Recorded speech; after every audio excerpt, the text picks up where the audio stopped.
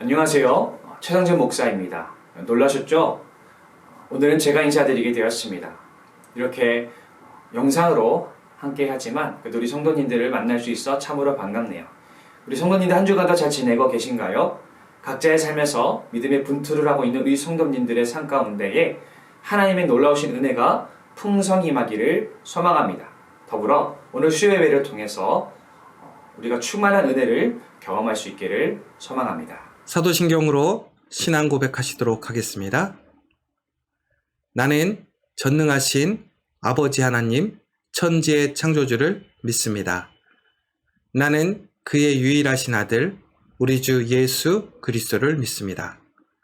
그는 성령으로 잉태되어 동정녀 마리아에게서 나시고 본디오 빌라도에게 고난을 받아 십자가에 못 박혀 죽으시고 장사된 지 사흘 만에 죽은 자 가운데서 다시 살아나셨으며 하늘에 오르시어 전능하신 아버지 하나님 우편에 앉아 계시다가 거기로부터 살아있는 자와 죽은 자를 심판하러 오십니다. 나는 성령을 믿으며 거룩한 공교회와 성도의 교제와 죄를 용서받는 것과 몸의 부활과 영생을 믿습니다. 아멘.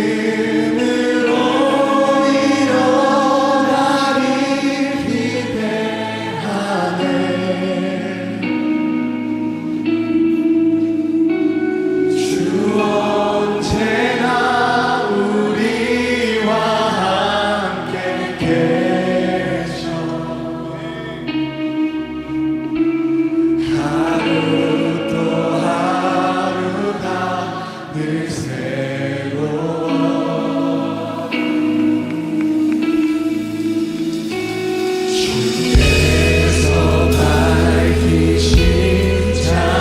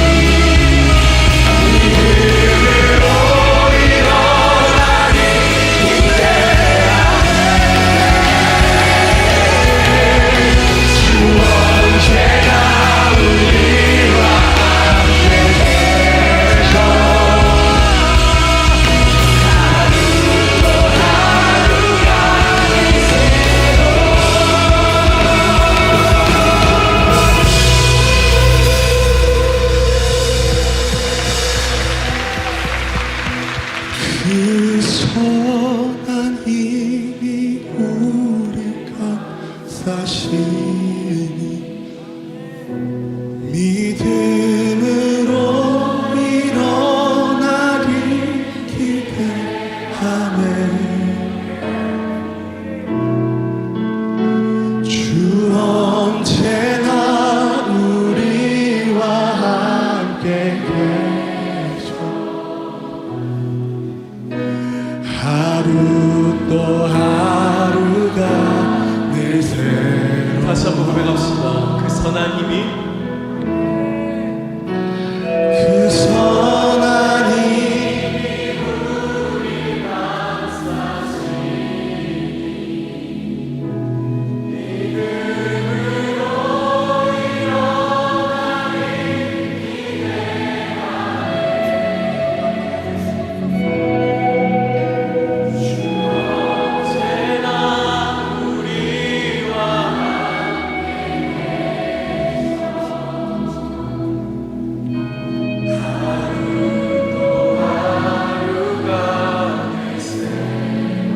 하루 또 하루가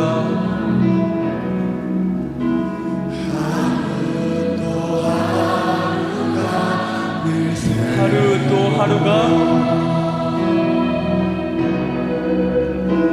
하루 또 하루가 늘 새로.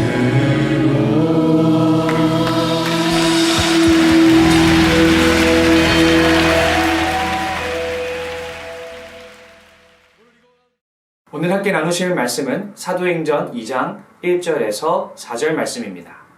한 절씩 교독하시겠습니다. 오순절 날이 이미 이름에 그들이 다 같이 한 곳에 모였더니 호련히 하늘로부터 급하고 강한 바람 같은 소리가 있어 그들이 앉은 온 집에 가득하며 최근에 갈목할 만한 기술 중 하나가 바로 자율주행이 아닐까 합니다. 자동차에 탑재된 AI가 운전자의 통제 없이 자율적으로 차를 주행하는 것이죠. 그러나 과연 자율주행이 여전히 실효적인가는 여전히 논쟁이 많습니다. 여러 가지 문제가 있습니다. 그중 하나가 윤리적인 문제인데요. 조금 극단적인 상황을 가정해 볼게요. 누군가가 차 앞으로 끼어들어요. 이 상황에서 직진하면 그 상대방이 사망에 이를 것입니다. 그렇다고 운전대를 돌리면 외길 낭떠러지에서 차가 떨어져 운전자가 죽게 될 것입니다. 이런 상황에서 AI는 어떤 결정을 해야 될까요? 그리고 어떤 결정을 했을 때 AI에게 얼마나 큰 책임을 전가해야 할까요? 이런 문제 외에도 여러 가지 다양한 문제들로 인해서 여전히 자율주행의 문제에 대한 논쟁이 뜨겁습니다. 운전대를 누가 잡을 것인가? 정말 중요한 문제죠. 왜냐하면 그것이 나의 목숨뿐만 아니라 다른 사람, 차 밖의 타인의 목숨과도 직결되기 때문입니다. 야고보서에는 사람의 혀가 얼마나 중요한지를 배의 키로 비유하여 설명합니다. 배가 아무리 크더라도 그 큰 배는 매우 작은 그 키 하나로 조종됩니다. 그런 것처럼 우리 존재를 움직이는 것도 작은 혀에 달려있다는 것입니다. 결국 우리 인간에게 중요한 것은 바로 혀, 다시 말해서 언어라는 것이죠. 여러 논쟁이 있지만 우리가 사용하는 언어가 우리 사고에 영향을 준다는 것에는 많은 사람들이 동의합니다. 언어가 우리 사고를 지배할 수는 없다 할지라도 어느 정도 상호작용을 하고 있기 때문에 내가 어떤 언어를 사용하는지, 어떤 어휘력을 가졌는지에 따라 어느 정도는 추측해 볼 수 있다는 것이죠. 오늘 본문은 예수님의 제자들이 오순절에 성령을 받는 것에 대해서 다루고 있습니다. 그 성령을 묘사하기를 불의 혀로 묘사하고 있습니다. 그 결과 그들은 성령 충만하여 서로 다른 언어로 말하기 시작했습니다. 오순절은 유대인들의 큰 절기 중 하나로 이때는 대개 여러 지역에 흩어져 있던 유대인들이 절기를 지키러 예루살렘에 많이 모여듭니다. 이 흩어져 있던 유대인들, 즉 디아스포라 유대인들은 아람어, 유대인들이 공통적으로 사용했던 아람어뿐만 아니라 그들이 살았던 각 지역의 방언들, 지역 언어들을 모두 구사할 수 있는 사람들이었죠. 그런데 그 사람들이 이 성령을 받은 제자들을 만나게 되었을 때에 깜짝 놀라는 것입니다. 왜냐하면 그들은 모두 다 갈릴리 출신임에도 불구하고 그들이 각기 다른 언어, 즉 주변 지역에서 사용하는 지역 언어들을 말하고 있었기 때문이죠. 그러자 어떤 사람들은 그 제자들이 술에 취했다고 조롱했습니다. 그러자 베드로가 일어나 복음을 전파하기 시작합니다. 그 결과 베드로의 설교를 듣고 3,000명이 예수님의 가르침을 따르기로 결정했습니다. 성령이 불의 혀로 내려왔다는 것을 우리는 주목해야 할 것입니다. 그 결과 사람들이 서로 다른 언어로 말하기 시작했습니다. 그 결과로 유대인들에게만 공유되던 그 복음이 각기 다른 언어로 사람들에게 전파되기 시작했습니다. 여러 지역에서 온 사람들이 그 지역의 언어로 그 복음을 듣게 되었던 것이죠. 복음은 국경과 지역과 언어를 초월합니다. 그 모든 걸 아우르고 하나로 이어주는 것이죠. 그래서 성령의 중요한 사역이 바로 소통이라고 할 수 있습니다. 실화인데요. 어떤 수험생이 명문대를 합격해놓고는 버젓이 그 학교를 자퇴하고 일탈을 일삼으며 자신의 삶을 망가뜨립니다. 대체 그 이유가 뭔지 아십니까? 바로 엄마에게 복수하기 위해서요. 어렸을 적부터 자신을 공부로 밀어넣고 책찍질하던 그 엄마가 너무 미워서 어떻게든 엄마를 아프게 하기 위해서 이를 악물고 공부하여 명문대에 입학합니다. 그리고 엄마가 가장 행복해야 할 그때에 자퇴함으로써 엄마의 심장에 비수를 꽂는 것이죠. 참으로 안타깝죠. 왜 자신의 인생을 망가뜨리면서 사랑하는 엄마에게 복수를 하려고 했을까? 바로 소통의 부재 때문입니다. 그 엄마는 명문대를 보내는 게 자식에게 할 수 있는 가장 좋은 것으로 여겼을 것입니다. 명문대에 가서 높은 곳으로 올라가도록 돕는 것이 사랑이라고 여겼을 것입니다. 그러나 부모에게 옳다고 여겨지는 것이 자식에게도 옳은 것은 아닙니다. 오히려 그 자식에게 이것은 폭력이었습니다. 아무리 내 의도가 좋았다고 해서 상대방에게 무조건 좋다고 할 수가 없는 것이죠. 바로 이런 소통의 부재가 엄청난 폭력과 상처를 만들어낸 것이죠. 성육식 사건은 거룩한 하나님이 육을 입고 이 땅에 내려오신 사건입니다. 왜 하나님이 이 땅에 오셨어야만 했을까요? 하나님이 저기 하늘에만 계셨다면 사람들이 어떻게 그 하나님을 알 수 있고 볼 수 있었을까요? 알 수가 없었겠죠. 그래서 하나님이 직접 오신 것입니다. 우리 인간이 볼 수 있고 들을 수 있고 만질 수 있도록 직접 육체를 입고 오신 것이죠. 이렇게 하나님은 눈높이의 하나님입니다. 하나님은 저 하늘 위에서 고매하게 계시면서 뒷짐을 지고 계신 분이 아니라 우리가 볼 수 있도록 자신을 낮춰 드러내시는 분이십니다. 그래서 하나님은 소통의 하나님인 것입니다. 우리 성도님들, 오늘 하루를 살아갈 때에 우리는 얼마나 세상 사람들과 소통을 하고 있습니까? 기독교가 세상과 단절된 이유 중 하나가 바로 우리 기독교인들이 고수하는 전통적인 언어 때문입니다. 죄, 대속, 구원. 믿지 않는 사람들이 이런 단어를 들었을 때에 대체 이게 무슨 말인지 이해는 할까요? 우리가 밖에 나가 전도할 때에 우리가 줄줄 외는 그런 문장들, 그런 단어들을 그들이 듣고 과연 그들이 예수의 가르침을 오해 없이 받아들일 수 있을까요? 도대체 기독교인들이 무슨 말을 하는지 알 길이 없습니다. 우리가 우리만 아는 거룩의 언어만을 고수했기 때문에 우리가 그들과 소통하려고 하지 않았기 때문이죠. 그러나 성령이 하시는 일은 그 언어를 초월하는 것입니다. 즉 믿지 않는 자들의 언어로 전하는 것입니다. 그렇다면 우리 성도들은 어떻게 해야 될까요? 하나님이 우리 인간과 소통하셨던 것처럼 우리 성도도 세속의 언어로 사람들과 소통해야 될 것입니다. 그들의 언어로 소통해야 할 것입니다. 믿지 않는 자들의 언어를 우리는 알아야 할 것입니다. 그들의 세계가 어떤지 알아야 됩니다. 그들이 무슨 생각을 하고 어떤 고민을 가졌는지를 들어야 하겠습니다. 그러니 우리 신호 여러분들, 오늘도 함께 땀 흘리는 동료들과 있을 때에 그들의 언어를 들으시기 바랍니다. 그들의 언어를 배우고 이해하시기를 바랍니다. 그리고 그들의 언어로 소통할 수 있기를 바랍니다. 그럴 때 비로소 복음의 길이 열리게 될 것입니다. 더불어 우리가 해야 할 것은 우리의 언어를 회복하는 것입니다.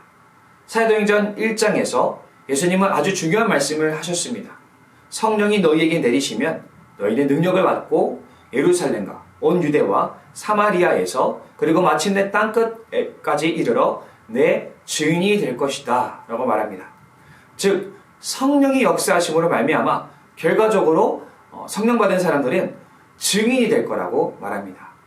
예수님의 증인이 될 것이다. 이 말씀이요 오늘 본문을 통해 정확히 실현이 됩니다. 오늘 오순절 날 사람들이 그 제자들이 성령을 받았고 그리고 베드로는 일어나 사람들에게 예수님을 증언함으로써 많은 사람들이 예수님을 따르게 했습니다. 성령이 제자들에게 임한 결과로 그들의 언어는 증인의 언어로 바뀐 것입니다. 이제 제자들의 언어는 예수님이 누구인지를 전하고 예수님의 가르침이 무엇인지를 전하는 언어로 바뀌었습니다. 아까도 말씀드렸듯이 우리가 사용하는 언어가 우리의 사고방식도 바꿉니다. 우리의 생각이 바뀌면 당연히 우리의 행동도 바뀌며 그 인생이 바뀔 것입니다. 어떤 목사님이 말합니다. 지갑이 회심해야 진짜 회심이다. 저는 입이 회심해야 한다라는 조건을 붙이고 싶어요. 우리 그리스도인들은 무엇보다 언어가 바뀌어야 됩니다. 성도는 세상에 살면서도 신앙의 언어를 말해야 합니다. 제가 군복무 시절에 가장 놀랐던 것은 바로 군대 안에서 소통되는 말들이었어요. 저는 모태신앙이로 어려서부터 교회에 다녔기 때문에 굉장한 신앙의 언어의 주변에 둘러싸여 있었습니다. 근데 군대라는 새로운 환경에 가보니 주변에 믿는 사람들이 한 명도 없는 거예요. 그리고 그래서 저는 비로소 그때 믿지 않는 사람들의 언어를 듣게 되었습니다. 그런데 대다수가 이성 이야기이더라고요. 근데 아침 저녁으로 그 이성 이야기를 듣다 보니 조금씩 저의 언어도 바뀌기 시작했습니다. 제 입에서 나오는 언어도 그런 언어로 변해가기 시작하더라고요. 더불어 언어가 바뀌니 생각도 바뀌고 조금씩 관심사도 바뀌는 것을 보면서 그 입술을 지킨다는 것, 더불어 생각을 지킨다는 것이 참으로 힘들다는 것을 알게 되었습니다. 예수님은 사람들에게 손가락질 당하길 술꾼이고 못보고 죄인의 친구라고 했습니다. 예수님은 거룩한 바리새인들, 율법교사들과 가까이 지낸 것이 아니라 그 당시 죄인으로 여겨지던 부정한 자들로 여겨지는 사람들과 가까이 지냈습니다. 그럼에도 불구하고 그렇게 예수님은 세속의 중심에 있었으나 그분의 언어는 하나같이 위대했습니다. 그분은 하나님 나라를 이야기했고 정의를, 용서를, 사랑을, 긍휼을 이야기했습니다. 바라기로는 우리의 입술이 그 예수님을 닮을 수 있기를 바랍니다. 사람들이 우리의 무엇을 보고 우리의 신앙을 판단할까요? 우리가 우리의 신앙을 가장 명확하게 드러낼 수 있는 무기가 무엇일까요? 바로 우리의 말일 것입니다. 그분이 우리에게 가르치신 것들을 말하고 생각하는 우리가 될 수 있기를 바랍니다. 세상 사람들이 소망으로 삼는 것보다 더 큰 소망이 여기에 있음을, 더 값진 것이 있음을 말할 수 있기를 바랍니다. 세속의 물결에 휩싸여 현대인들이 놓쳤던 것들, 사랑과 정의와 위로를 말할 수 있는 우리 성도들이 되었으면 좋겠습니다. 그래서 누군가 우리 성도님들을 만나 대화를 할 때에 그 대화를 통해 힘을 얻고 위로를 얻기를 바라며 누군가는 하나님의 사랑을 한 자락 깨달을 수 있었으면 좋겠습니다. 그렇게 저도 여러분도 모두 우리의 입술이 진심으로 회심될 수 있기를 소망합니다. 다 함께 주기도문으로 예배를 마치도록 하겠습니다. 하늘에 계신 우리 아버지, 아버지의 이름을 거룩하게 하시며 아버지의 나라가 오게 하시며 아버지의 뜻이 하늘에서와 같이 땅에서도 이루어지게 하소서. 오늘 우리에게 일용할 양식을 주시고 우리가 우리에게 잘못한 사람을 용서하여 준 것 같이 우리 죄를 용서하여 주시고 우리를 시험에 빠지지 않게 하시고 악에서 구하소서. 나라와 권능과 영광이 영원히 아버지의 것입니다. 아멘.